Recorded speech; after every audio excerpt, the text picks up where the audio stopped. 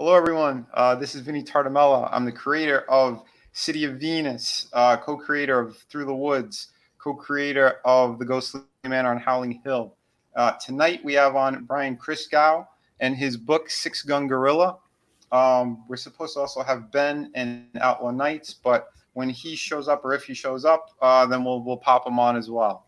But Brian, say hello real quick. Hi, everybody. Hi to partners. Hi to pilgrims. What's up? Thank you, Vinny, for having me on. No problem, man. We also have my friend Red Gaze. Howdy, howdy. What's up, Gaze community? That's right. He's got an awesome YouTube channel. You guys have to check it out. He makes some of the funniest and most awesome videos. He exposes a lot of fake people as well. Always which fun. is always, it's cool and fun. Yeah, so we're going to be jumping straight into the campaigns. We're going to keep it a little bit tight tonight since War Campaign is going to be going on. I think they said around 8 or 9, depending, you know how they are. But yeah, that ought to be a fun stream because I hear there's some very, very interesting topics they're going to hit, and it's going to be a big show as well. So yeah, that's scheduled for 7:30, so look for it around 8:45. Yeah. The dank memes shall flow like a mighty river. Oh my God, yeah, you know it. Oh man, it's almost disturbing. I'm gonna hit share screen, and we're gonna go over this awesome campaign because I want to hear more about it, and I'm sure everyone else does as well. So, Brian, whenever you're ready. Yeah, I'm ready. Where do I begin? It's a comic that I've done 6 issues of. The interior art is by Adrian Sabar, who lives in beautiful Buenos Aires, Argentina. Cover art is by first 3 issues or covers are by Wes Huffer, who lives in the West Coast. I've also got Matt Slay doing covers.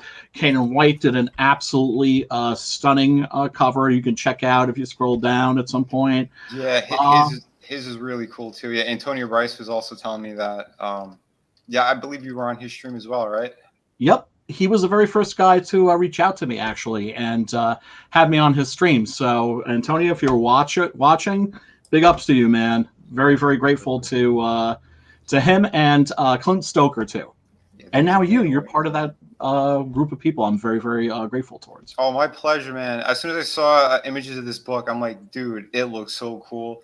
I can't wait to hear about it and read this thing myself. But yeah, so here's the Kanan White cover. Isn't that beautiful? Yeah, dude, this thing is really cool. Oh wow, yeah, that's amazing. Yeah, his work is just unbelievable, man. Stunning. Yeah. I've been so blessed, I should say, to work with the people I've been working with, and the colors, I should say, are by Derek Dow, who is a cat who does like these really beautiful paintings of Italian westerns. You know, so he'll do like these paintings of people, you know, like Clint Eastwood and Eli Wallach and I love it.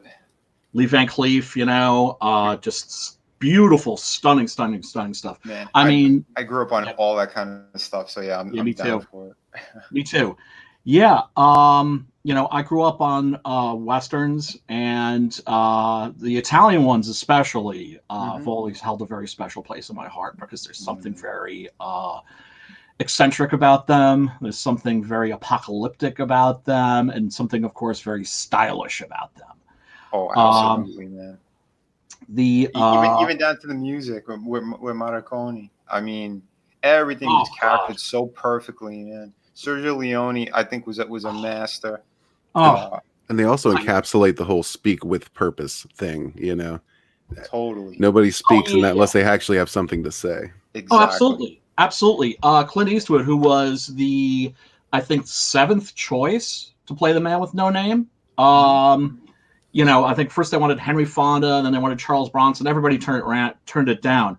Anyway, when he was on the set, he was just like taking lines out of the script, just tossing them Yeah. Wanted to speak as little as possible, and of course, it just it worked. Yeah. It worked not just beautifully, but created magic. I can't imagine my childhood without those movies. I really, Oh, really, dude, really same can't. here, man. Are you kidding me? I mean, dude, it's one of the reasons like I got into what I've been doing as well, because like film movies, seeing those crazy shots and how they Oh, pulled them off, especially back then. I mean, yes, they didn't have drones and shit like that. They'd have to no, actually get helicopters or you work a crazy gimbal. I mean, so many different things, but yeah, and it was so cinematic. It gets stuck in your head. I mean, if you talk about those movies right away, you start to see images in your head. Those absolutely. panels, you know. Absolutely. And you're talking about the Italians too, who were just Hmm. incredibly creative Yeah, when it came to special effects, camera work. You had Mario Bava that was doing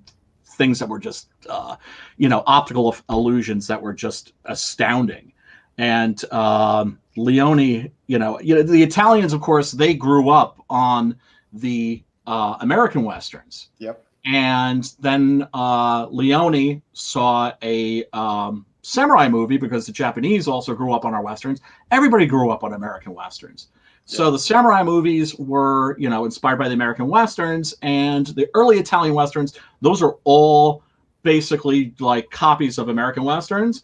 But starting with Fistful of Dollars, that's when you started to see the influence of the Japanese samurai movies in the Italian westerns, and that's yeah, what just man, created that special dude. Yeah, flavor. it really did. That back and forth. See, that's what I love about it, and that's what's so cool about Comicsgate too, because we kind of do the same thing. It's a little Yes, bit of everything, and yes, other artists and writers, they get influenced as well. And Abs- you could see it, like that's why I'm keeping the Cannon White cover up. He's a perfect example, man. He's been drawing everything for everyone as well. yeah, Pinups or covers, images. It's that same thing. We're giving a little bit back to everybody, and that's the fun of it. that's But what it. real Oh quick yeah, though, yeah. I do want to say hello to everybody in chat who's here. Um, yeah, I know sometimes we really get off on conversations, but Oh yeah, yeah, again, if you yeah. guys see any comments or things that I should be addressing, just let me know, and I'll click on people and pop them up. I'm kind of a little bit all over the place lately because I'm still working with my old computer. I haven't gotten this situated yet. I'm waiting on the new one. Well, calm down, But Benny. Calm down. Yeah, Don't get yeah. into that rage.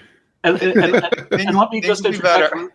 Let me interject just really quickly. Yeah, I have attention deficit syndrome, so if I start yapping and you need to like shut me the hell up or like get back on subject, yeah.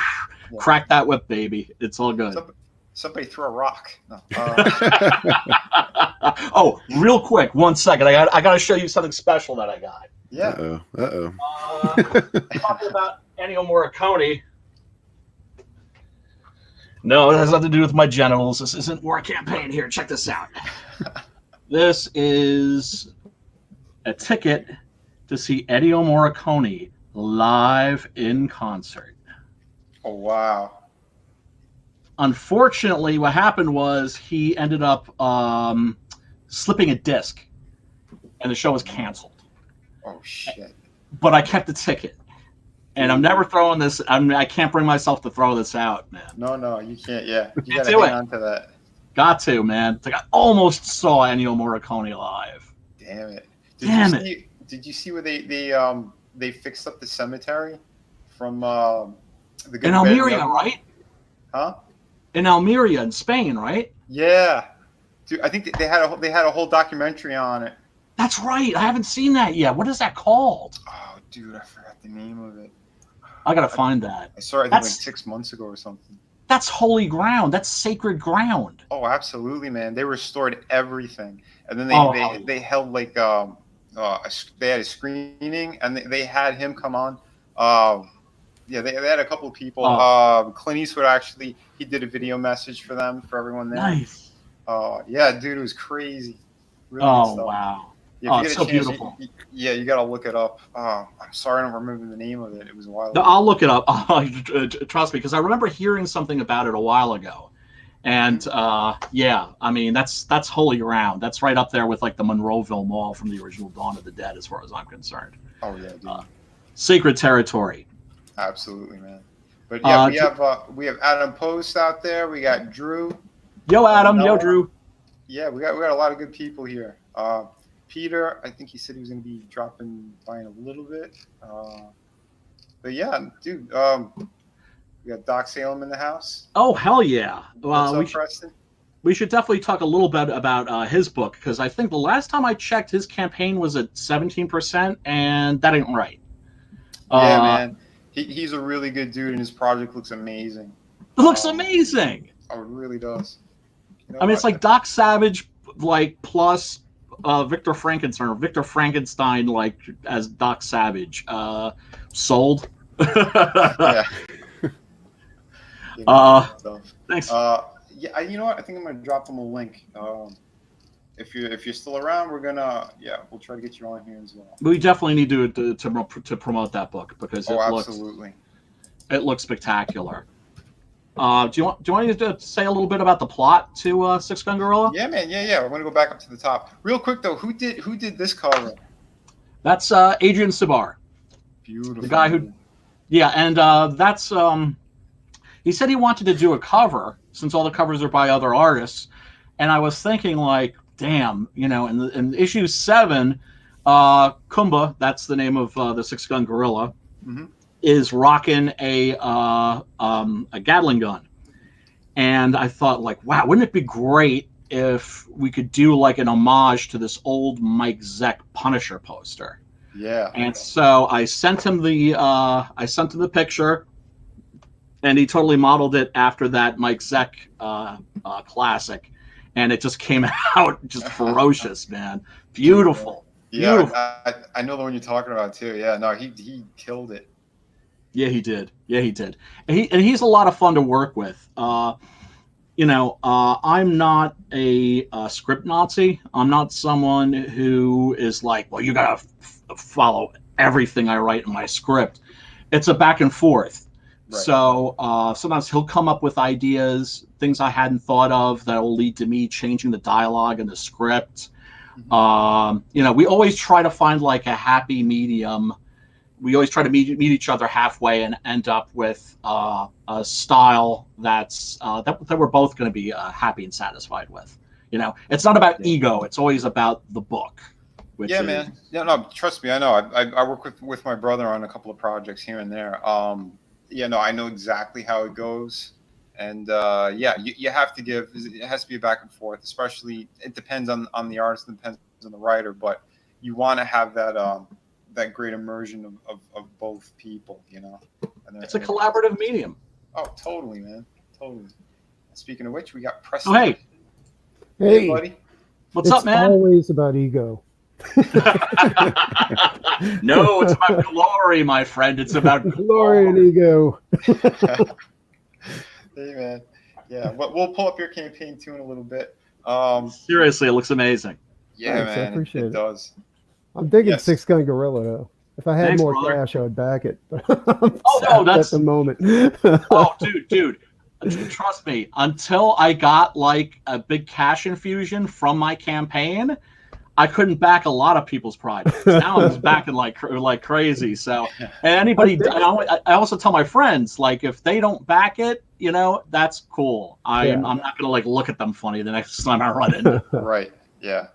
But I do like not it. for everybody. I'm a huge Clint Eastwood fan, like The Good, the Bad, and the Ugly, Hang 'em High, and the Josie Wales. Yeah. And I like King Kong.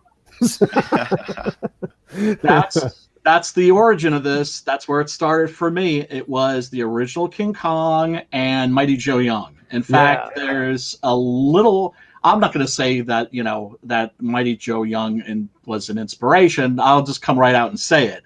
I stole like a little piece of Mighty Joe Young and put it into the first issue.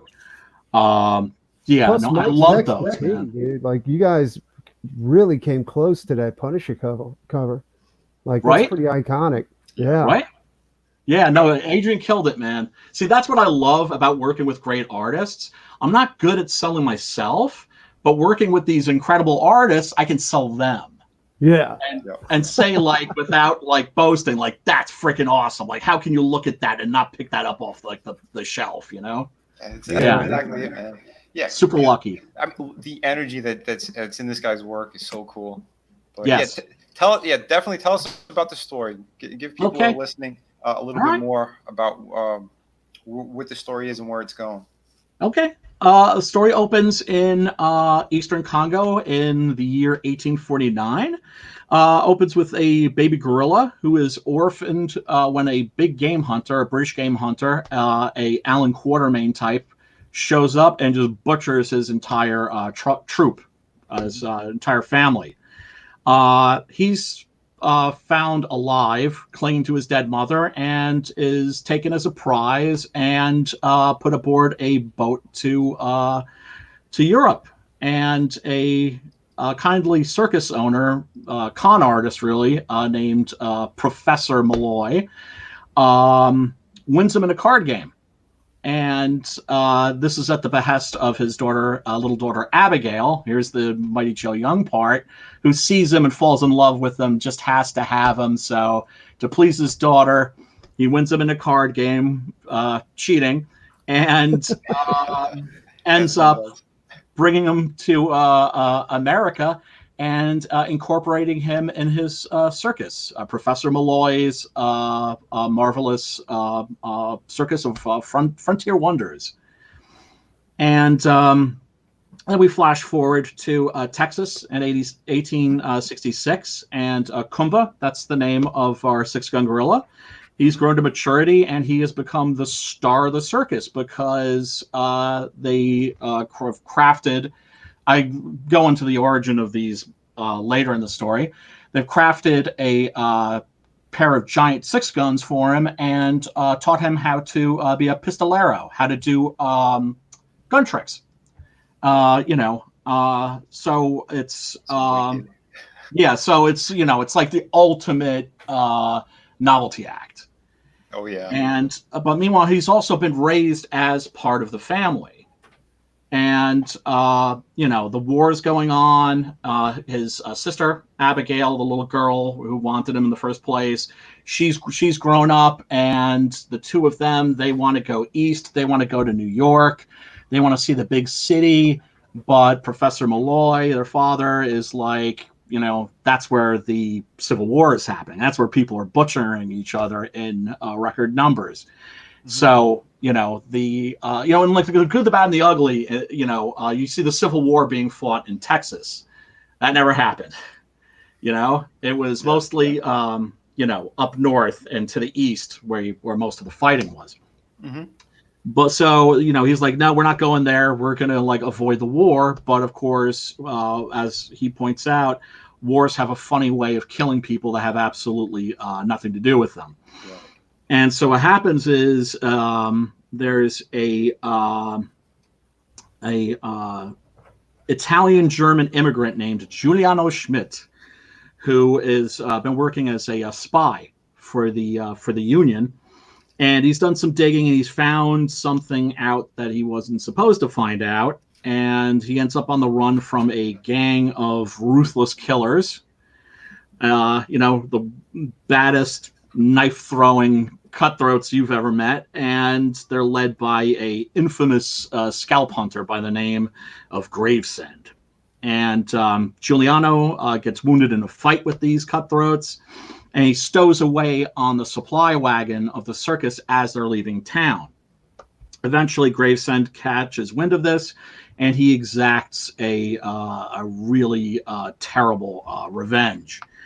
And Kumba witnesses all this. He's impotent and can't stop it. He's locked in a cage watching this horror show as it's going down. And it sort of revives his buried memory of the murder of his parents and his family. And basically he snaps. And he goes berserk, and he takes up his guns, and he sets out on the vengeance trail to find these MFers. And the journey takes him to a lot of unexpected places. The story starts out small. It gets big. He runs into old friends, and it's got everything that you would want in a Western with a gorilla. Mm-hmm. It's got gunfights. It's got a saloon brawl. It's got high-speed chases through canyons. It's got a really flamboyant arch villain who we meet in issue number 3. And of course, it's got a Zeppelin in it. I knew it had to have a Zeppelin, and luckily I didn't have to crudely sort of shoehorn it into the plot. It just fell into the plot like perfect. Oh, beautiful. Yeah. Those happy moments. Oh God. Oh hell yeah. When everything works out right. Look at the action in this, man. This page is just beautiful. Isn't that kick-ass? Dude, Wait, is there a banana? Is there a banana? I don't know. There were a lot of bananas in the Old West. I could be wrong about that. At conventions, I always make sure to have a big bushel of bananas. Like, wait a minute. Are you trying to hit me with historical accuracy with a gorilla cowboy? honestly, I'm like Chuck Dixon, bro. I do my research because I believe in sticking as close to history and reality as possible, because I think that makes the fantastic elements pop even more. True. Yeah. What I like about this is, well, like Jonah Hex was okay. The Phantom Rider, Ghost Rider back in the day was a cowboy. Oh man! But awesome. This has that twist, like Yeah. that really sweet twist with having a gorilla instead of like a normal hero. You know what I'm saying?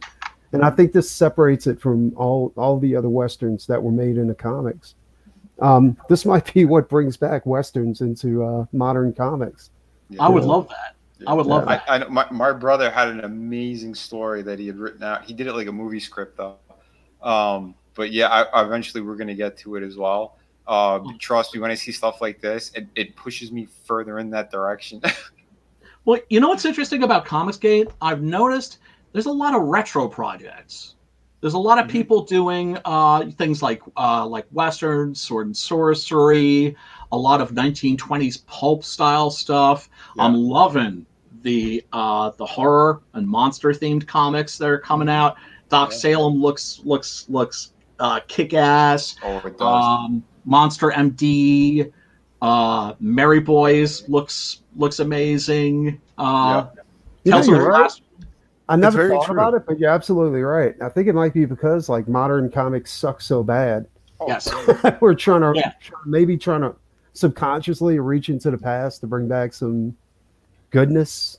Yeah, you know what's funny about all that though? That's what comics were in the beginning. It wasn't superhero stuff. It was stuff like that. That's what my first project that I do with my brother Frank is Through the Woods, and we're going to be re-releasing it in 2020. He's actually my my little avatar on here right now. Fantastic. Yeah, man. But it's the same thing because we're into that stuff. We love the spooky shit. We love the fun things. What I find interesting is a lot of the guys bringing back the retro stuff are like really young guys, like in their 20s. Yes. Yeah. Yes, and that's so encouraging. Because you like to think that all they know are the Marvel movies, that they don't have any intellectual curiosity, that they're not going to go back and watch these old movies, or read these old comics, but they are. Yeah. And I think a lot of that is because the current product that's being churned out by Marvel and DC and the major independents is, quite frankly, shit. Yep. French call le merde. And I hate to say that because I have a deep love for the medium. I grew up loving comics, reading American comics, loving American comics. Truly, it's honestly, No. I'm just like piggybacking on you on that one. Like some of my favorite comics are from the 70s and the 60s. What they did with the heroes now is completely despicable, to be quite honest. It is the Inhumans, the X-Men. You want to get into the X-Men? The X people. Yeah, it's horrible. And then all of Jack Kirby's properties, they pretty much perverted. It's disgusting. Well, you see what they're doing. Did you see EVS's one of his new videos today? With DC jacking up the prices. Yeah. So what are they doing? Putting a couple more nails in that coffin? Because nobody's going to pay that. That's what it looks like. Yeah, they want to bury this pretty good, and they're going to. Yeah, man, $8 for a comic book now. Yeah, $8 because they think they're trying to. Well, I think they're trying to do more of those black label books. since they notice that the sales are better on those. But by doing that, you're going to alienate a lot of people. Not everyone has that money. If you remember, it's supposed to be more of a kid thing anyway. Kids don't have money on them all the time. That's why books were cheap back in the day, so kids could afford it. You know, they'll save up a little bit, and then they could get a bunch of fucking books. But, Oh, dude, I would walk into I would walk into like the local mom and pop's shop, which was local mom and pop store, which was like within walking distance of my house. Go there, walk out with a stack of comics, walk in with a fistful of change and walk out with a stack of comics and some bubble gum and like some beef jerky. There was a cemetery right next door. I would go over there, read my monster comics in the cemetery. Now, of course, we know that that's all gone, but did you just say that DC has raised its cover prices to $8? That's what it looks like. I don't know. $7.99 to be fair. What? Bye-bye, DC. Bye-bye, American comic book industry. Oh, yeah. Because I think... the only way that works is if it's cigarettes, right? I mean, if you got an addictive substance within... Did they put a little bit of crack or coke inside the page? Yeah, seriously. It's ridiculous, man. It really is. Now it's like you said, you need a fistful of dollars, go rob somebody for a few dollars more. Now you can get a book. It's sad. It's like you can get a book for just a few dollars more. Yeah, right, dude. And the thing is, it's like we're laughing about it because it's funny, but at the same time, it's heartbreaking. I mean, the idea that comics are one of 5 American art forms that are like unique to this continent, right? I think it's like jazz, banjo music, comic books, and I forget what the other 2 are. But the idea that comic books as a medium would just sort of disappear. Well, I mean, I guess manga will still be selling. They already sell. Comicsgate. Definitely Comicsgate. Again, I hope. This is where everyone's going to be going. Especially when those companies start to close down. The bigger talent, if they can't find work like in movies and concept work, they're going to be coming, I think, over to Indiegogo. They're going to be going to Kickstarter. I have a huge feeling that's going to happen. And that's why you can see some of these guys are already toying with that idea. So I think, it's going to happen before people know it. Well, the Lady Death campaign, Brian Pulido, that's kicking off tomorrow. Oh, Brian's good. Yeah. Oh, my God. I mean, he's going to... No, but Pulido's been doing it for a while, yeah. No, he's going to blow all our asses out of the water. Yeah. He always does. Oh, I think we do have another guest. Yay. Hey, buddy. How you doing? Hello. Hey there. I'm so sorry, guys. It's okay. Is everything all right? We're coming. Oh, yeah.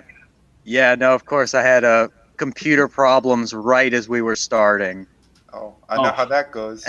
That's always fun. Oh, shit. Well, I'm glad you're here, so... Don't have me yapping too much. I'm going to try and take a little bit of a back seat here. Yeah, dude, look at this cover, too, man. Wow. Yeah, that's beautiful. I really dig that. Oh, yeah. Dude, yeah, this book is just amazing. Dude, anybody watching... Look at the detail in that one. Yeah, you guys got to jump on this. Jesus. Everybody loves it. Everybody who's read it loves it. Ethan, God bless him, he said that he loved it to pieces.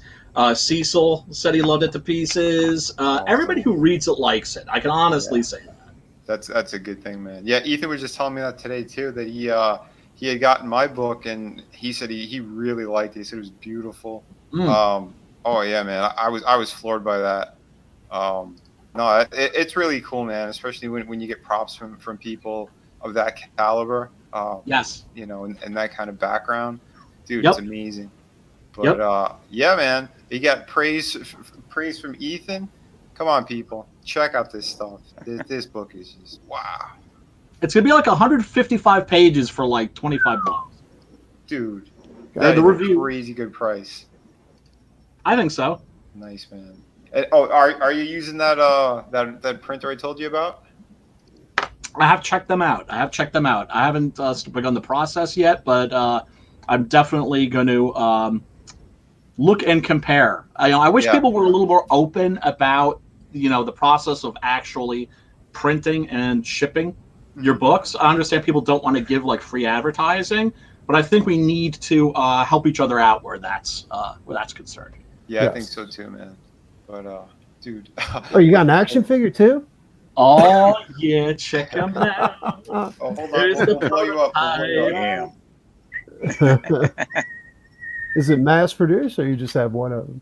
No, this is a modified Gorilla Grodd action figure, to be perfectly honest. Nice. But the poncho, the hat, the gun belts, the pistols, and all that stuff, all that is custom made. So yeah, this is the prototype. Hope show them again. I put that on my table at conventions, and people just go goo goo gaga. What? Yeah, man, that thing is so cool. I want real quick. Want to see something else that's really wild? Yeah, what's Somebody that? actually made a sculpt, a 6-gun gorilla. Oh wow, miniature. Oh, Mini. that's awesome. Yeah. Dude, that is beautiful. Isn't that gorgeous? Hell yeah. Yeah, and yeah, and that's my character right there. You can tell because he's got the hat and everything. Yeah. I think they're selling that on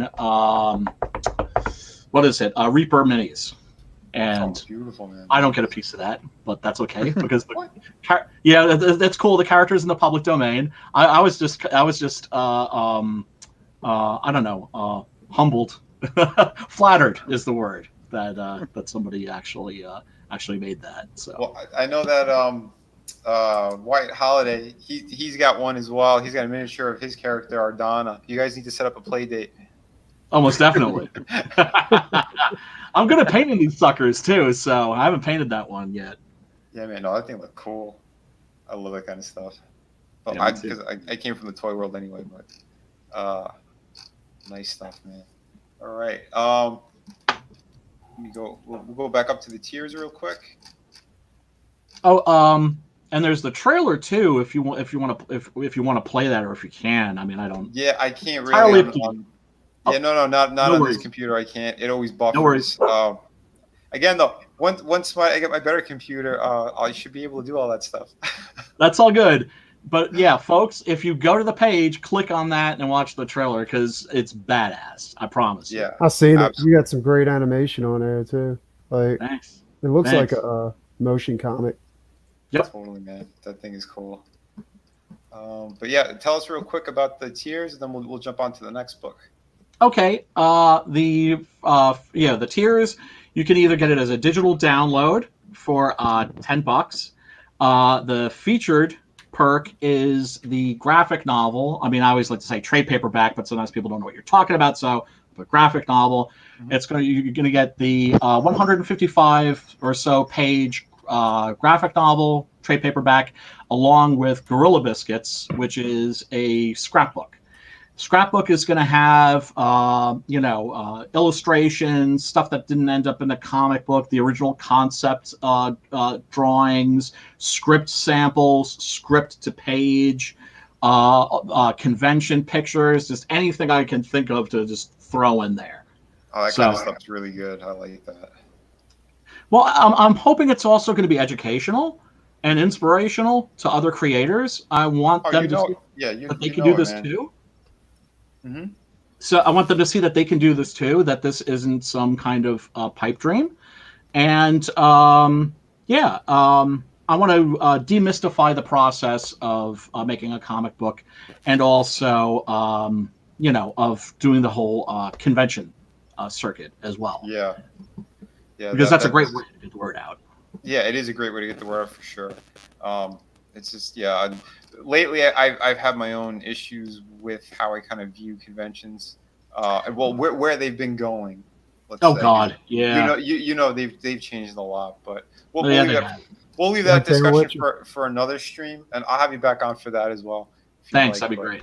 But yeah, we'll hit some more like key topics too that more people want to hear about. Absolutely. That's for sure, because I want to start growing and showing people the different aspects of it. Like you said, which you want to show people like behind the scenes stuff and how a book is made. I think they should know a little bit more about the process of getting the books out there, going to conventions, doing that kind of stuff. Absolutely. So, Because yeah, it's the more the merrier. If we can help some other people out, we may see more awesome comics, and that's what I like to think CG is all about: is awesome, kick-ass, booty-whipping comics. No, I agree, man. Because I know the mainstream, they're falling apart, but there's still a bunch of creators out there. There's new people who want it. So yeah, I think they need somewhere to turn to, and This is our opportunity. Yeah, for sure, man, for sure. Indies, CG, this is where it's at. Yeah. I advise everyone to pick up the featured work for sure, or tier rather. The $40 for all that sounds really fucking awesome.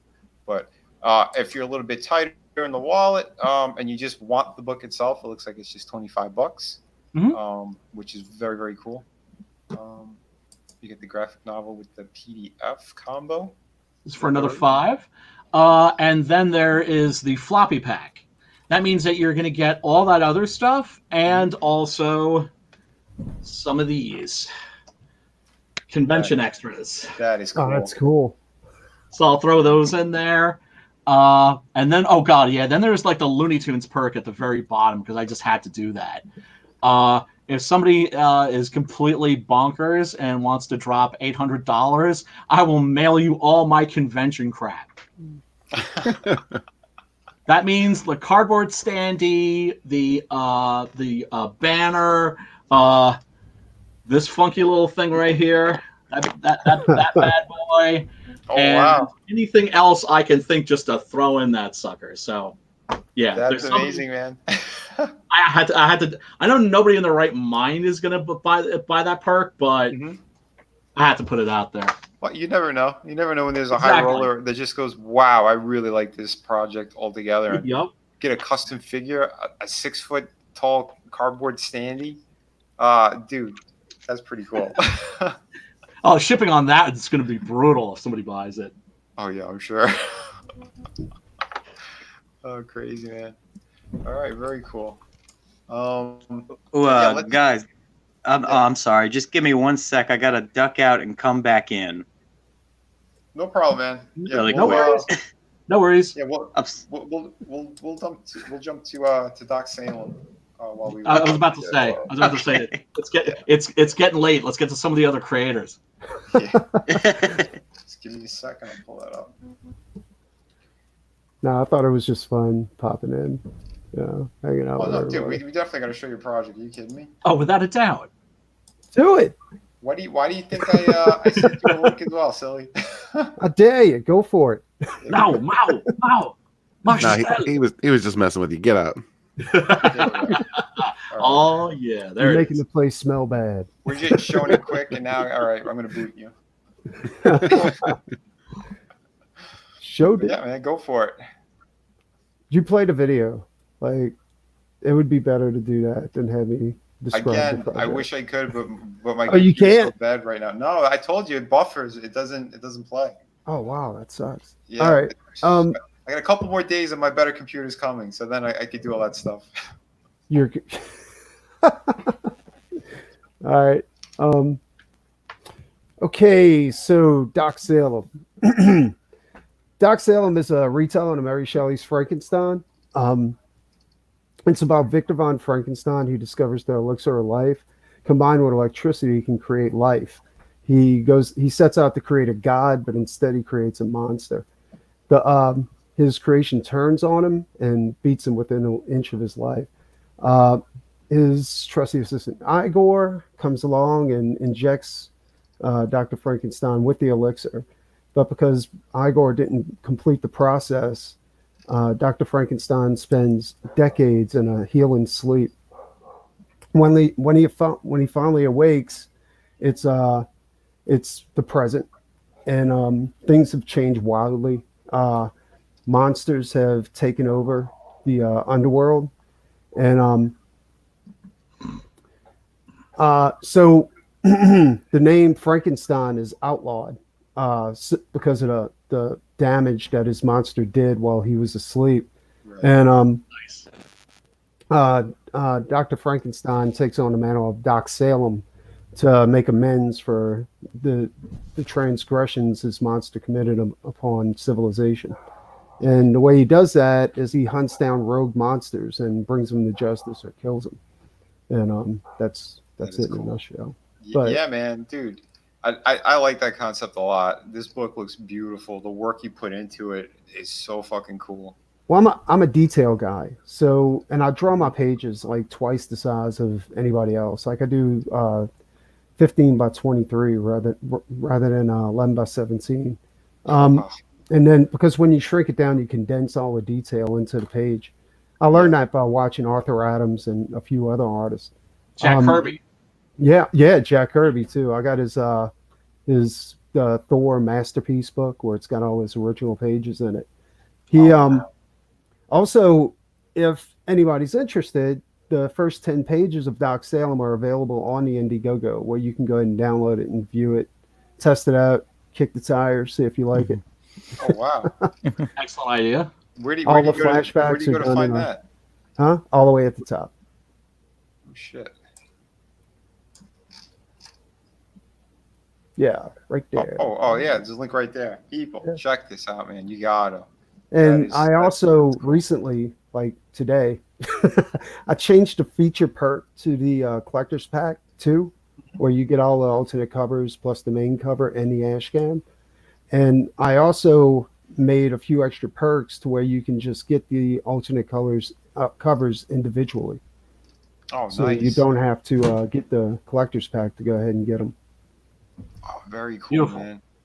Yeah. Yeah, man. Nice. That's really cool. Did you do an update too on your campaign to let people know? I'm doing that right now. I'm glad. Oh, good, I man. Good. always forget that, dude. Always. Yeah, man. You gotta. I learned that too the hard way here and there. Yeah, if you We're have all- questions, yeah, if you have questions and you want to bounce them off people, then you always bring it up, man. Yeah. We're all learning as we're going. Yeah. This is the first one I ever ran by myself. So I think a lot of the shortcomings for Doc Salem not doing so well is because I made a bunch of mistakes in the process. So Well, don't worry, Hey, we dude, got your back. We got Yeah, your man. back. We're It gonna have to definitely stay funded. happens. yeah. It Yeah. happens. I shot myself in the foot so bad on my first campaign; it was ridiculous. I Yeah, think I think I again, blew my leg off actually. Oh yeah, dude. Trust me, man. I did some bad damage myself, but that's why I'm re-releasing Through the Woods. I'm adding extra stuff too. It's going to be the entire book altogether. Yeah, trade paperback, graphic novel, however people want to go about it. But yeah, no, it's you learn from your mistakes and you just keep moving on. But this project is too damn cool. So That's what I'm saying. yeah, man, you got to jump on that. I definitely tried to make the art. You see, I'm always obsessing about that though, because I'm not sure if the art's good or if it's just my perception of the art is good. You know what I'm saying? Like, Yeah. No, I dude, think it's that's good. what Every every artist artist does does. Yeah. You know what I'm s- Yeah, dude, we So- always beat ourselves up. Yeah. Well, I always feel like if I'm too comfortable with it, that means I need to up my game. Yeah. Yeah, that hunger and to keep growing is a good thing. It's definitely It a good is. thing. It might It not is. seem like it, but Oh, it it's always a absolutely chore, is. dude. That's always ensuring that you're going to do your best work. I think an artist is done, finished basically, and stops being interesting when they're like, okay, I'm good enough now. I Yeah, think- well, I fell into that trap once, and Yeah. Mhm. now I go back and look at that work, and it's really, really bad. And I was like, "What happened?" And it's because I got too comfortable, dude. That's what happened. Like I thought I was good, and I started letting things slide, and yeah, Yeah, you can't get complacent, and you can't let ego get in the way No. either. You just gotta keep growing, keep learning. If you question yourself, that's a good thing. And yeah, man, just keep cranking at it because, dude, these pages look so damn good. yeah, they I do. really like it. I'm always concerned about that too. Like as far as the storytelling part of doing pages, because I think that's almost more important than having good art. You know what I'm saying? It is. Like, Well, yeah, You you want can- the flow, yeah. yeah, you can get away with, well, you might be able to get away with substandard art if your pages flow good, you know, Yeah. and you're actually telling a story. Yeah. Yeah, man. Well, you talk about the mainstream. There's a lot of them that they can't draw for shit, but Nope. some of them do good storytelling, and that's why a lot of editors like them. But then you have the other hand of they're very flashy, but their paneling sucks, Yeah. and everything's disjointed, and another reason why Yeah. sales go down the toilet. I But always felt Todd McFarlane was right on the edge of Yeah. being not a good storyteller. You know what I'm saying? Because he was Totally so agree. flashy. So Totally agree. yeah, it was very very flashy. But yeah, no, Todd was able to pull it off, man, and do it in spades. But the thing about him too is he knows talent, and he knows like he couldn't do the monthly schedule anymore. He knew it. That's why he Yeah. got Capullo. That's why he hired other people. People forget too that Tony Daniels was one of his artists as well. Really? Some of his first work was on Spawn. Oh wow. Yeah, Okay. man. Yeah, at one time I think they were doing I think every other week they were releasing an issue. So like Capullo would do one, Tony Daniel would do another. They did it for about, I don't know, maybe a year or something, close to it, from what I remember. But yeah, no, he did some crazy stuff. I know he did one of those. What was the name of that gorilla? He had a cybernetic gorilla in his book too at one point. Oh yeah, yeah. I can't Did he remember. really? His name either. Cygor. Cygor. Yeah. Yeah. Was this in Spawn? Yeah. Yeah. It was badass. wow. Dude. Yeah, it was cool, man. The yeah, Todd McFarlane always had a good eye for talent. Like Yep. one of my favorite artists is Angel Medina. And I always thought like Todd McFarlane and Angel Medina's styles were really, really close. You know? Oh yeah. But yeah, I mean he had so many good artists on Spawn, including Really did. Wallace Bartasio, you know, and people like Well, hey, that. man, he hired me for his toy company, so yeah, he definitely has a good eye. Well, everybody's entitled to one mistake. That's it. Oh. I know. Mine is having you on today. Nah, Vinny's a badass. Dude, I know. You really bring him Yeah, I on. know. No, Yeah, don't worry, Vinny. We appreciate you.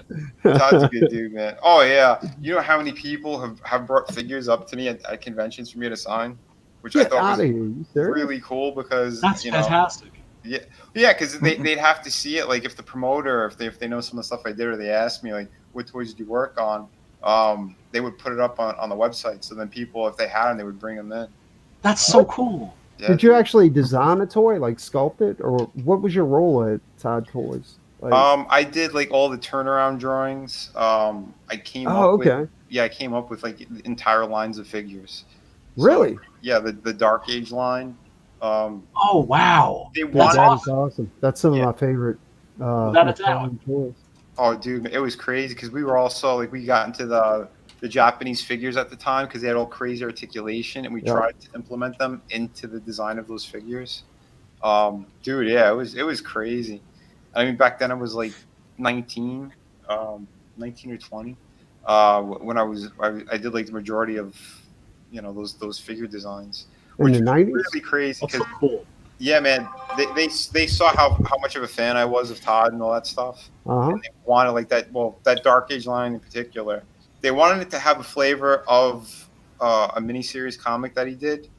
Yeah. I think Liam Sharp was the guy who did most of the artwork on it. But I got to redesign everything in there. I liked a bunch of the most of the characters I liked were in the toy line. It wasn't in a comic. You know what I'm saying? Like the Yeah, no, Gatekeeper I and got things it. like that. You know? Well, the newest what was it the groundbreaking one 301. My toy design is right there on the cover. All right, sweet. Yeah, it was Opena. It's the cover that he did. It's this. He was called the Skull Splitter when we designed them, but a lot of people they were referring to him as the Spawn in the line. He was not the Spawn in the line. We had a battle axe Spawn with the big garbage can boot, the giant axe. That thing was wicked, man.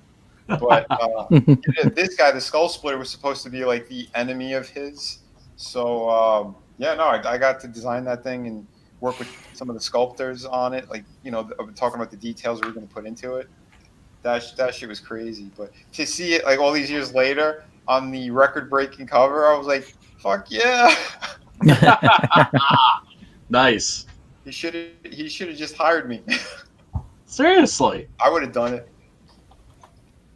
Well, it's not too late. He's still making toys, isn't he? Yeah, Todd's an interesting guy though. That's what I've heard. I've heard the rumor is that he doesn't like comic books. I wouldn't really say that's true. Todd doesn't like comics. That's the rumor that I heard. Like I said, it's a rumor. I know he doesn't like Marvel. Yeah. No, the He's thing got a is, huge Or DC. no, he doesn't like his competition. That's Well, he did a crossover with Batman, but he never did anything with Marvel ever. right. Like with Spawn. Yeah, and I know like Casada's tried a bunch of times, but I don't know. It's He might just be good at reading people. That could be. yeah, he is pretty good at that for one, and two, and he kept saying it every time they asked him. He goes, why would I go over there and help my competition?" Always said that. He's like, why should I help them out? Because he knows if he goes back on one of those books, sales are gonna go through the roof. He's like, fuck them. I'm doing Spawn. Well, I mean, the real pimp move was the fact that they went over to DC, and the people at DC were like, "Oh, they're coming over to us." I know, right? And he was like, "No, we're just here to tell you that we're not working for you either. Yeah. See ya." That was the pimp move right there. Oh, totally. Strong He pimp.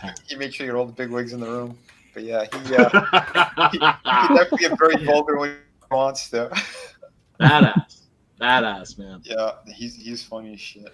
But yeah, I did notice, and I'll give him this.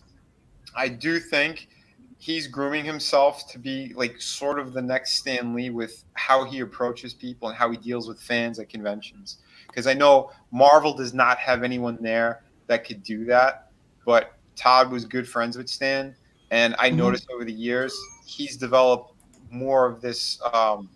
He makes it more personable when you see him, because even like it was maybe 10 years after I worked for him, I ran into him a couple of times, and he knew who I was immediately by name. Shit. And Nice. that's extra tough because I'm a twin, and my twin was a sculptor there. So I don't Oh know. no! I That don't know is how awesome, the fuck he dude. did that. Wow. So, yeah, Well, I remember seeing footage of him recently. I think giving like a lecture, and everybody shaking the hands outside of the hall and shaking the hand of each person as they were coming in. And I thought, yeah, it's somebody that's definitely trying to connect with their audience, because these days your audience feels almost obliged to have access to you, given social media and that sort of a thing. That's taking it to another level. He kind of feels like he's going to be the next Jack Kirby, actually, because a mix. he's kind of like Kirby, like he hides himself away, and he just creates, and he doesn't take credit for everybody else's creations. That's a good point. But he's not a recluse like Steve Ditko was, I don't think. No, not at all. No, Todd, he does like the attention when he's out there for sure. But yeah, when he's doing his own thing, the thing is he likes being the boss, and he does a great job at it. So who could complain? The thing is, like the years that I worked there, though, he wasn't as hands-on with the company itself, that the toy division, because it wasn't in Tempe yet. We were still in Jersey. I know after I left, he came in a couple of times, and there was a lot of shit that got flipped upside down. And I think now everything is out in Tempe, Arizona, so he can keep an eye on it all. Because like I was there towards the end of that era. You remember when everybody was collecting McFarlane toys? Yeah. They had the coolest shit. The dragons. You need the movie Maniacs, all that crazy stuff. And then he started outsourcing to China because he was making that switch over. And I think he was trying to save some money too. He saw those two brothers were kind of screwing up the toy company, the guys who were running it in Jersey. But yeah, now that he's more hands-on, you can see what he's doing now. He's got the license for DC coming in 2020. Get out. Are you serious? He's going to be doing, all their stuff, the DCU. So it could be video games, movie, comic book. Dude, I got to tell you, I don't know what Marvel did to him while he worked for him. Yeah. You'll never hear him say like, "Hey, I got the Marvel contract coming to Tide Toys." You know what I'm saying? Yeah, Oh right. my god, dude! But then again, I heard around that time like Marvel was like they're a bunch of pricks because you they notice are. like all the people who left to start Image were from Marvel. None of the DC guys left. Jim Shooter basically was the one who led to that mass exodus. I mean, Yeah. remember when suddenly all of the talent, Frank Miller, I mean, that's when he moved to DC, did Dark Knight Returns. I Yeah. just remember, it's like always been this discussion: are you a Marvel guy? Are you a DC guy? And I think most readers would say they follow the talent, right? Yeah, Like, who's exactly. making the badass comics right now? For a long time, it was Marvel. Then there was that exodus, and then it was all about DC. Well, Yeah. I collect a lot of Jack Kirby stuff, like old Yeah. comics, right? And like I've noticed like his run on Thor because I almost have the whole like from 100 to 200 on the Thor issues, but it's really good. But towards the end, you can see that he's fed up, like it's over with. You can tell by his art. Mhm. But Lack then of when passion, yeah. yeah, but then when he goes to DC, and I got all of those. I mean, it's like DC pretty much took off all his harnesses, and they're like, "All right, go for it, dude. You got it." And Was the like first he time? killed it, Was dude. it New He Gods? killed it on Yeah, he did. everything. Was it The New Fourth Gods? World stuff. Yeah, the Fourth World stuff, Mr. Yes. Miracle, Yep. New Gods, all that. I mean, it was just like you could tell he was just having fun, Yep. Oh, for sure, man, dude. Well, Commandy. that's the thing too. They screwed over their best creators. They're screwing over new talent trying to get into the industry. I mean, I've told the story a bunch of times. Joe Kubert had my samples, gave it Yep. to Joe Quesada. Instead of hiring me, he ripped me off. Who the fuck does that? These desperate people who want to stay relevant. Dude, it's sad. It's It's sad. impossible to get a job now. Like Oh, it is. at Marvel and DC. And to be honest, I honestly I don't want to work for Marvel. I did at one point, but I don't want to anymore because it's so political. It's so, you got to know this person. It doesn't matter how good you are. Obviously, know. look at the cover. I mean, look at the content of their books. Like it's really, really bad. It's horrible. And I agree 100%. Yeah. It's funny too, man, because I mean I've run into similar things where at a convention, one of their big editors, she literally came down for vacation because it was in Miami, so she was at the beach. She came in late, but when she came by, she saw my table was crowded. I was, because when I'm doing a show, I'm usually I'm so great with the fans. They don't want to leave my table. Like we just continue talking, and oh, me too. Yeah. that's the For way each to one be. of them, like they're gold. Right, but Yep, she came by. absolutely. But she passed by. She saw. She could barely even see what was going on. I spotted her out, said hello, gave her one of my cards. We had a little bit of some back and forth emails. She seemed interested, and then that same show, she ends up hiring somebody who had no one at his table.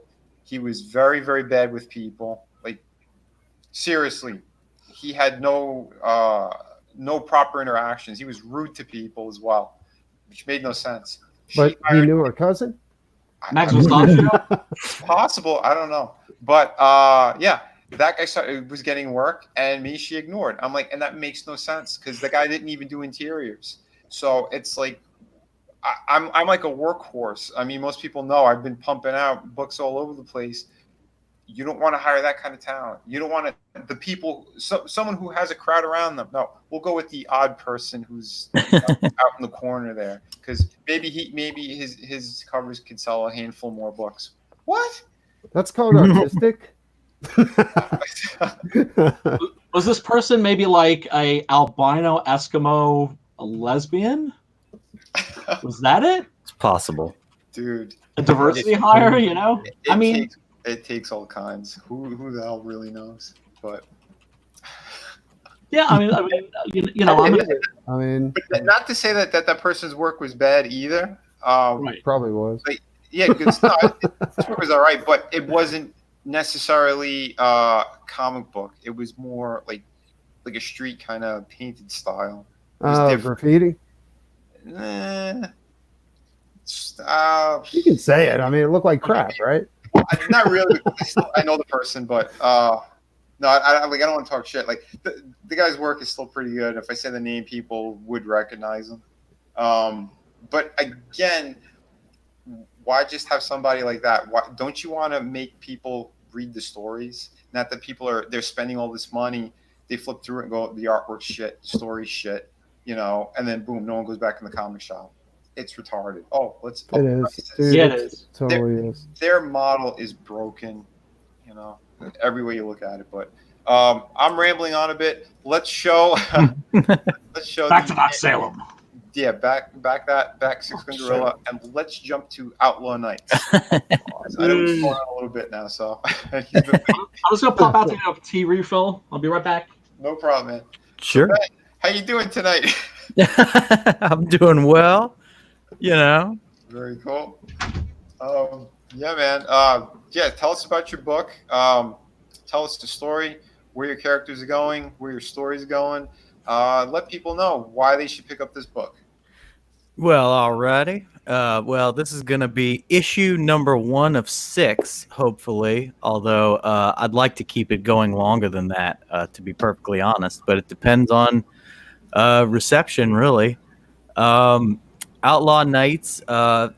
Essentially, this takes place about 1,000 years from now. Humanity has started colonizing outer space, but it's not quite as advanced as like Star Trek or Star Wars. Mm-hmm. It's still very much a new frontier kind of setting. Right. And essentially the nations of Earth are all at each other's throats competing for territory and resources. And in the midst of all this chaos, our main character is Cyrus Lawson, who is a security guard on a very out-of-the-way little British settlement called Therese. And he's his mindset, he's essentially very heroic in nature, but he's experienced so much crap with the space race. He's had enough, so he wants his own little quiet life. Unfortunately, he's not going to get that wish because by page 2, his colony has been essentially broken into, if you will, by some pirates who are after a special piece of data at an art gallery. And in the midst of all the chaos, Cyrus is kidnapped by these pirates.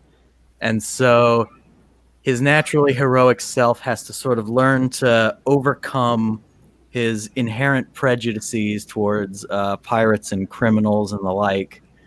And at the same time, trying to hang on to who he is in the midst of having to survive amongst a bunch of hardened criminals who, backbiting and the like.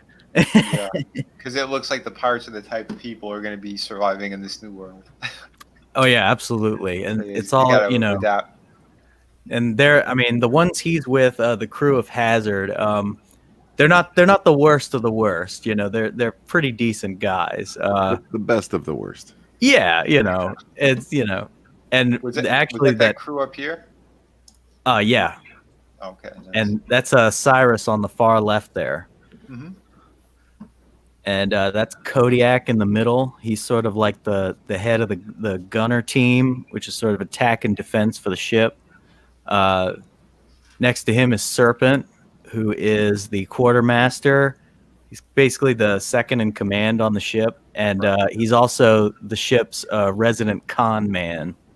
That's cool. So, yeah, he's the one who goes into different disguises and is able to talk his way out of almost anything. Nice, man. And then next to him is Bit. Bit. And he's the tech guy. Well, he's one of the tech guys, but he's actually pretty incompetent. So just like most tech people, they know what they're doing, but everything else, not so much.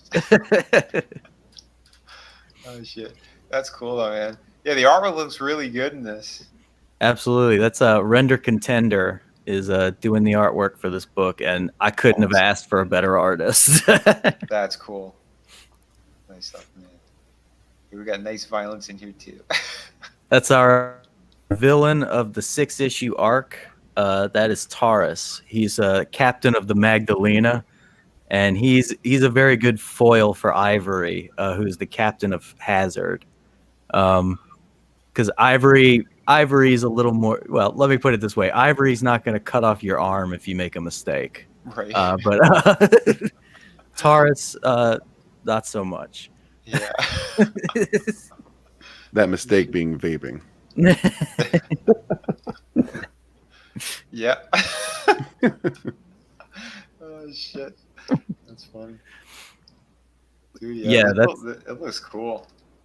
I'm excited every time I get a new page from Render. You know, you have no idea. Like it. Well, I mean, you probably have an idea. Oh sure, man. Yeah, seeing it come together is one of those really great things. I mean, every time I'm working on a page, it's just a pain in the ass. By the time I get towards the end, those finishing touches, I'm like, yeah, man, this was worth it. Oh yeah. Yeah, I know how it goes. Dude, this is cool. And that question mark is actually sort of a promo for our tier of getting drawn into the book. Mhm. One of our tiers, I believe it's about $210. You will get a copy of the book as well as getting drawn into the book. And as you can see, Render has a very awesome style. His characters are very sexy. So if you want to look sexy, you know, you get this. You get this. What if it's a woman? So he's gonna redo the whole page? I mean, probably that character, just that character. But you know, I would like to. You know, not all of the pages are done, so there's going to be a few more to choose from. Okay. Hey, Yeah, all Vinny, right, Vinny, what are you trying to say? Women can't look like men? I mean, come on, dude. Well, if he wants a Marvel or DC book, then yeah, sure. Haven't you seen Captain Marvel? God damn, son. Oh man, Cardboard. they did the Big Barda. I mean, Oh god. they turned Big Barda from like this super hot glamazon into like just like a fat chick. Did they really? They destroyed everything, and they continue to do that. Yeah, there's Kirby's legacy right there. Yep, on the Yeah. toilet. Yep. It's progressive. Don't worry, it'll come back. They can't like burn the original comics as much as I'm sure they'd like to. Really, like the I said, story doesn't matter. It's all about the wokeness for me. Oh yeah. Well, it needs to fail even quicker. That way, they could have a complete reboot of everything. Like I said, they got to clean out editorial top to bottom, put all new people in there, people who actually give a shit about comics. Yes. But you know, It looks like they're just going to wait until it burns down, dude. They're not even going to. well, fuck them. That's how we have yeah. CG. We have our own universes to create. Yeah. Yep. Like sheer stubbornness and like obstinance. That's what I think. God. Dude, yeah. I think we're going from like, you know how we went from the spinner racks to the comic book stores. Mhm. Now the comic book stores are dying. I think Yep. we're replacing the comic book stores. Yeah, Just going it- direct to the customer. It looks that way, and we give them a good format. We're giving them way better books. The quality's way higher. Yep. You know, we got extra pages, bells and whistles. We got all the good stuff that's going to happen with this. Yep. They have overpriced books with really shitty paper, really bad artwork and story, and they're destroying legacy characters. So yeah, I think people rather see this new cool stuff. You know. Yep. I feel that way. Yeah, definitely, man. We're building worlds Heck Yeah. yeah. and universes. Absolutely. Oh yeah. The creator of Captain Love, Drew. Yeah, he and I have kind of lightly talked about possibly doing some crossover stuff. Oh yeah, totally. Man, Drew's a great guy. Yeah, I like his stuff. I don't know if he's still in the chat, but yeah, no, he's fantastic. His book is awesome too. Yeah, man, Captain Love. I hope more people check it out as well. Absolutely. I want to get him back on again soon too. I don't know how many days he has left. I keep forgetting to check. I think it's about 10 for him. Okay, then I'll definitely get him on. Maybe next week. Then we're going into it, but yeah, Yeah, he needs more love for his campaign as well. Pun intended. Yeah, he's got a lot of cool stuff happening with that, and I know he's got a really big story and a big world, so that's gonna be awesome. But let's go over your tiers real quick as well. Go to the top again, which was the 210 to be drawn in the book. Yep. Yeah, they get a digital preview and the actual issue itself, physical copy. Mm-hmm. So, 25 is the book. Very cool. Yep. The book in digital preview. Yeah, the digital preview. Essentially, because the book is not complete yet. It's gonna, because we've got a nice little berth there where we have to put it all together. Anybody who backs a tier that gets the digital preview, essentially, when we have the first 20 pages finished, you're gonna get that ahead of schedule. If you back a tier with the digital preview, so. You're going to get the first 20 pages of the book, I would say about halfway through completion. Mm-hmm. So Cool. just a nice little bonus for you. Nice. Looks great. And this would get digital plus print. Yep. So, all right. Yeah, it's the same from above, but yeah, you also get the print on top. What's the print? Do you have is the image up, or is it going to be something that still has to be created? It still has to be created, unfortunately. Okay. That's the big reason why we have such a high number for the for our goal. Right. Yeah, man. No, yeah, you got to do the numbers. That's the first thing. Yeah, you got to make sure you can cover everything first. Yeah. You could, absolutely. Look for that extra. Yeah, I know how it goes, man. That's why, my first campaign, I hit it was a crazy high number. Didn't come close to it, but it was enough to print everything. So all my backers got fulfilled. Oh, hell yeah. Yeah, which I'm proud about. Well, we've got a fixed goal right now, and it's what, it's looking like we might not make it this time around, but I'm definitely going to relaunch if worse comes to worse. Okay. Because we've invested too much in this, and I love it too much. Oh no, dude! Yeah, I know how it goes. Yeah, you can't give up. Especially, I mean, this book looks really good. It's about getting the right eyes on it at the right time. Yeah. Because I know even City of Venus, like I think it hit around 5,000 or 6,000. I thought it was just gonna stall out, and then like the last 48 hours, I just started making more. I think I did like $4,000 in the last 48 hours. Sweet. Hell yeah. Yeah. So, I mean, I'm getting closer to 13K now that it's been in demand. So, again, I think more people who know about it will be jumping on it. So, that goes for anybody and everybody, especially if it's their first campaign. Don't get discouraged. I know a lot of people do, but you just got to keep going at it. Keep doing retweets. Hit up people.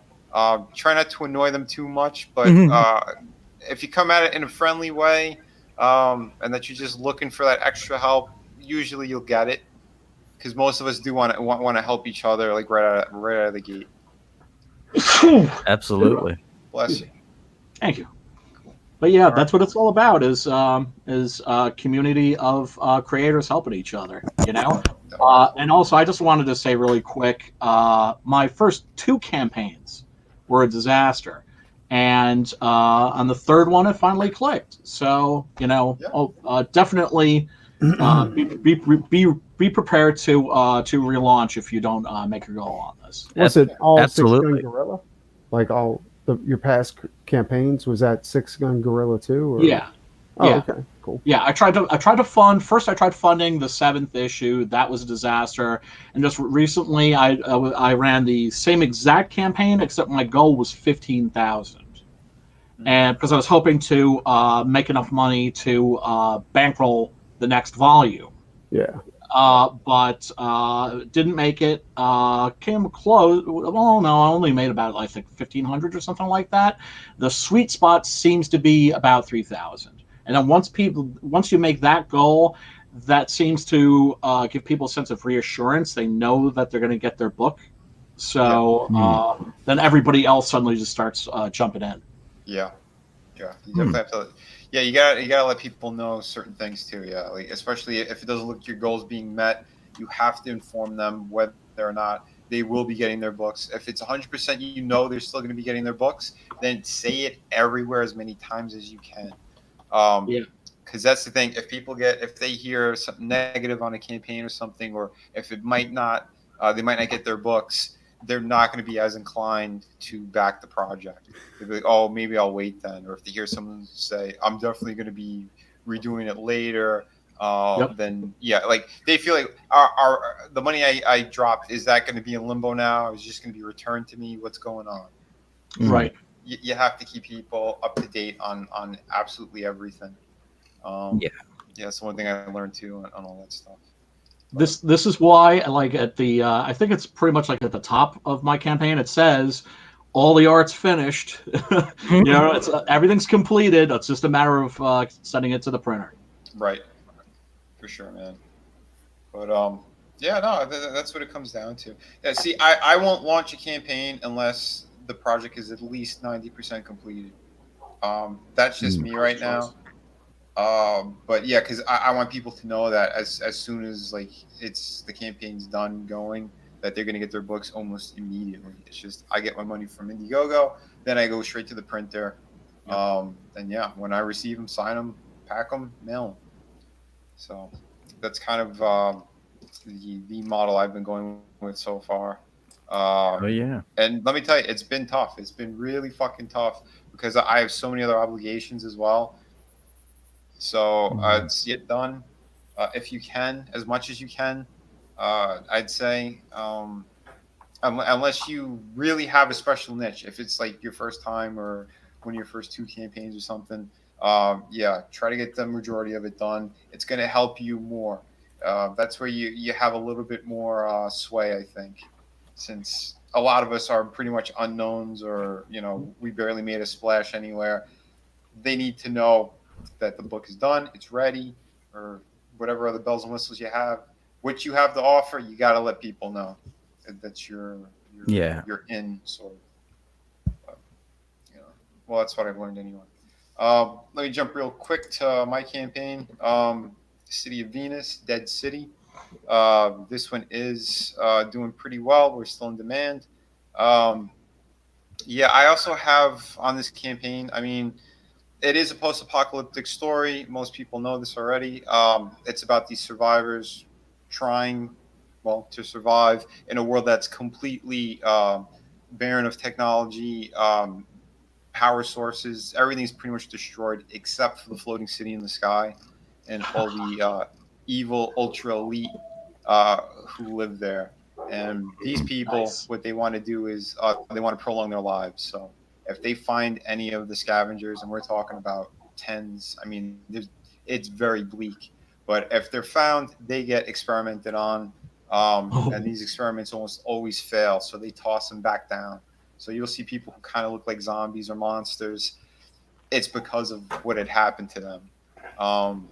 And our story, it revolves around this female who she kind of wakes up on top of a roof. She has no idea where she is. This world looks like nothing like where she's from. She's never seen a floating city before.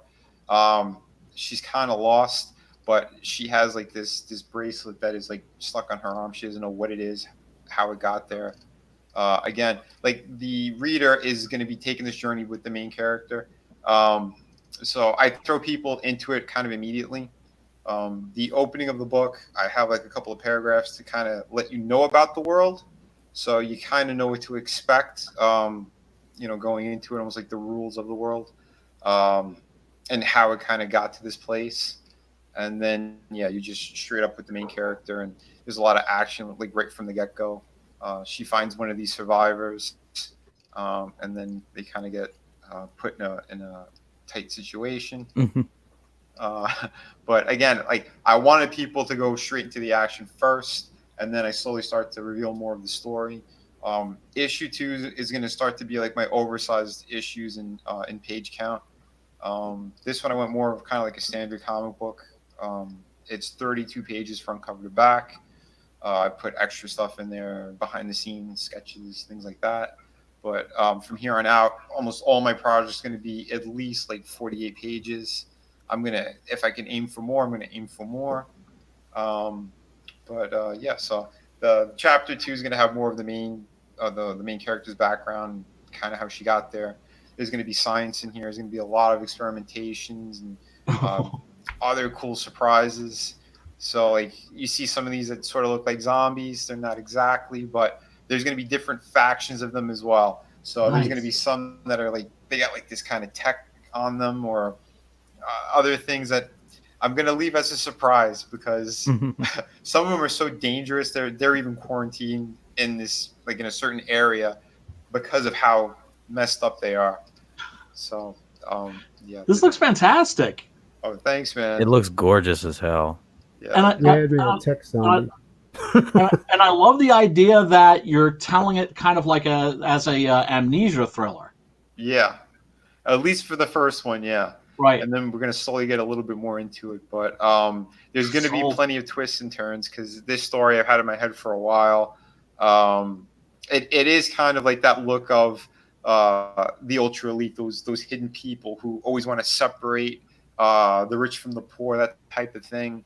Yeah. And I took it to the extreme, since That's it's great. it's so far into the future where I have enough to play with. So there's going to be a lot of cool surprises, and that's kind of like the main thing about this book, is that I get to put whatever I loved or that I really enjoy into this world. So, Yes.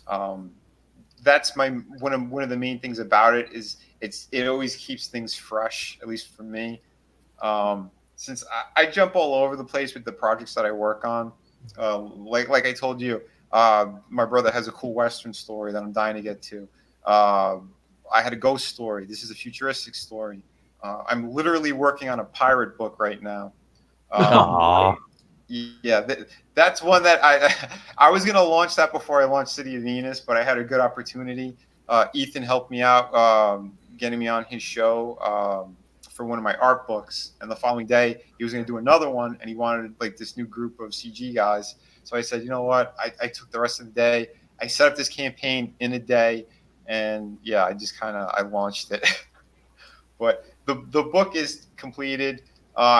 All of my backers have gotten their books, except for the guy who literally bought it today. I got to do a sketch for him. He bought one of my expensive tiers, so that's going out tomorrow. I'm gonna be working tonight on that. But yeah, so if you get this book, it's getting mailed either the same day or the following day. That's kind of that's how I roll. But this also has an exclusive tier, and it's my art book, the volume 2.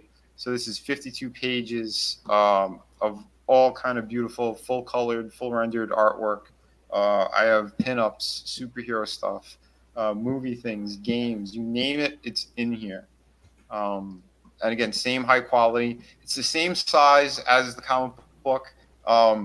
The quality has some of the thickest paper you'll find on any freaking comic book. Beautiful gloss finish on the covers. I really went above and beyond on these.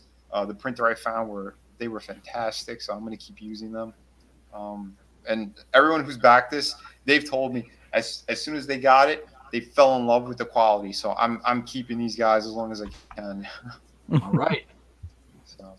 But yeah, so this is some of the artwork from the art book. So yeah, you can see it's a bunch of different stuff. And no, the watermarks are not on there. It's just for the campaign itself. That's looking a little too sexy for me, though. It's not looking quite woke enough. You may want to stick a burqa on her. I'll put a post-it note over it if you order it. It's problematic. There's just a lot to be unpacked there. There's a lot of violence in there. Yes. Oh yeah, this one with the centaur. He's stomping on Oh, look somebody where in he has the his foreground. hand. Yeah. That's like some serious Me Too material, I would say. War campaign loved this one. Abuse of fictional characters. Hey, that's how those Greek stories were, right? Oh yeah, heck yeah. Prince fairy tales are even worse. Nice. Yeah, that's true. So I do have my most expensive tier is both art books plus City of Venus and a head sketch. And yeah, that's what that is. If you guys are looking just for volume one, there's the link is here as well. So if you just want to get the art book for that, it's also available. Little note though, I did use a different printer. That was my older printer. The quality's still really nice, but yeah, no, the new guys I'm using, they're way beyond anything I've seen so far. So, but yeah, both great quality books. And yeah, you definitely get those. I hit all my stretch goals, so Nice. you just skip those. But yeah, these are all the books that I've had out in these 7 months. So it was Through the Woods. There were 3 floppies, um, both art books, City of Venus, and I had done that Halloween special kid book. So yeah, I had Oh yeah, 7 that's books out. fantastic, by the way. Oh, and Oh, I thanks, also got, man.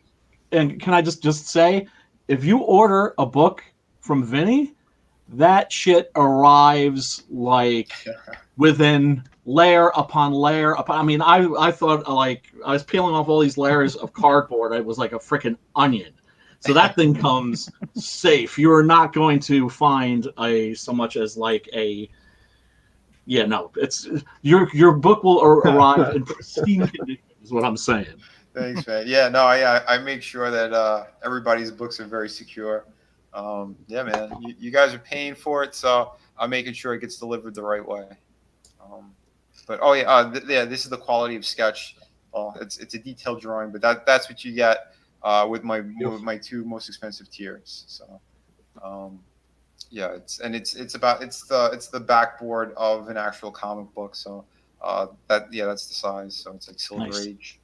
But yeah, so yeah, these were the perks. You guys can check it out yourself. Um, but yeah, I'd say the featured perk that's the one to really grab because you're definitely gonna want that art book. Um, yeah, for sure, man. There's so much cool stuff in there. But yeah, so Looks great. thanks, man. I appreciate it, and I appreciate you guys. So I mean, We appreciate you. Thanks for Yeah, having thank us you on. so much, man. oh man, it's my pleasure. Like I said, I want to keep doing more of these. I just need to find more time. I'm trying to do at least 2 of them a week. That's what I'd like to do. I've been a little bit behind though because of computer issues and trying to catch up on work. So yeah, because at the moment I'm doing the new cover for Through the Woods for the collected edition. I'm trying to get all that set up because I want to get a preview. I want to get that one printed just so I see how it is because I've never done trade paperback yet. But this is going to be my first one. So I got to make sure the quality's high before I even go near doing the campaign. Since I know I have time, most people say don't do one in like the December or January month. So I'm going to aim more towards the end of February, maybe going into March. So yeah, keep an eye out for Through the Woods because it's going to return for everybody who missed it. That's a completed story. It's going to be about, I'm looking at 92 pages right now, front cover to back cover. So you're going to get a lot of beautiful stuff. Good behind the scenes shit as well. I mean, yeah, that's a book I'm very proud of. So yeah, so that's coming great. soon. Coming soon. And then after that, it'll be the Pirate book and then back on City of Venus Volume 2. So Awesome. that's what I'm looking at going into 2020. Yeah, man. The supporters have been so damn awesome. The other creators in CG, everybody's been really cool. So Yeah. I'm happy to give back. That's for sure. So we have Outlaw Knights. Everyone jump on that book. This looks so damn good. All the books look so great. Six Gun Gorilla. This one's in demand. Thanks. We got Doc Gorgeous. Salem. Do we still have it up? No, damn it. Usually I had it on tabs, but I closed it out. But Oh, can I just mention really quick that the first issue, the entire first issue, 22 pages, is available for a download for free. So, you can check it out before you buy it. oh, that's cool, man. Very good. Yeah. So yeah, Doc Salem. There we go. First 10 pages. You can also get that. Yeah, man. So we got awesome creators, awesome projects. Preston he updated his campaign. I did. So yeah, you could get any one of these covers. So if they back, are they definitely getting fulfilled? Have you put any guarantees out yet? I mean, for people who have backed it, It's got to get closer than where I'm at now. You know what I'm saying? yeah. Oh, don't worry, we'll help Like you I get. did do a flexi goal, but I mean, and I was hoping to reach the 10,000 mark, but if close was going to be good enough, but right now, I mean, I'm not even close. You know? Yeah. Yeah, so Well, we got to give it if more not love now, anyway. so everybody get refunded. So, Well, Yeah. don't worry. Yeah. We'll help you with that, brother. but For I sure, just want to man. let everybody know in 2020, I'll be releasing a book called City of Mercury. It's my version of Vinny's book. And, Oh Nice. boy. Yeah. Keep throwing shade at someone who's helping you. You're always smart. if I didn't like you, I wouldn't be throwing shade. So. Yep. I know, brother. Dude, Yep. you're always fun. That's why I threw you a link to. You're a great guy and a fantastic artist. So Well, thanks, dude. You'll notice he didn't throw shade at me all evening. I was going to ask you how things are going, but you're quiet. Like you're super quiet. Sorry, that was I'm not normally quiet. I had a few things to step away and take care of, but oh, no problem, man. Yeah, everybody, get on board the Gaze community. Red Gaze, he's got an awesome channel. I have all the links in the description, including his. So check out his YouTube channel. Brett, if you want to add anything to that, and go for it. yeah, just get on board with the gays agenda. You heard it. How was that program? I think we showcased some really cool books and great people on. I wanna You guys do are the welcome music show back again. Like, anytime. So Oh Lord, Thanks for you might having- you might not want to say anytime. Love to do this again. very cool, man. Yeah. This is Well, cool. I'll try to hit specific topics and things too, because and then we'll kind of jump back and forth on different campaigns. So it's a little more fun, and more people could see more about how we are and our views too on kind of the industry and cool fandoms and all that kind of stuff. So Absolutely. all right, guys. Yeah, head on over to War Campaign. I don't know if they started yet, but it should be a really good one, a fun one. I got to get back to work myself. Plenty of drawings to do. So thanks again, everybody, for being here. Everyone in chat. Thank you, Vinny. Yeah, man. Thank you, man. No problem, guys. Thanks, brother. Did Talk to you I soon. oh man, no problem. Did I miss any questions or anything on the side? I know I'm bad at the chat. That's the one thing I got to get better at too.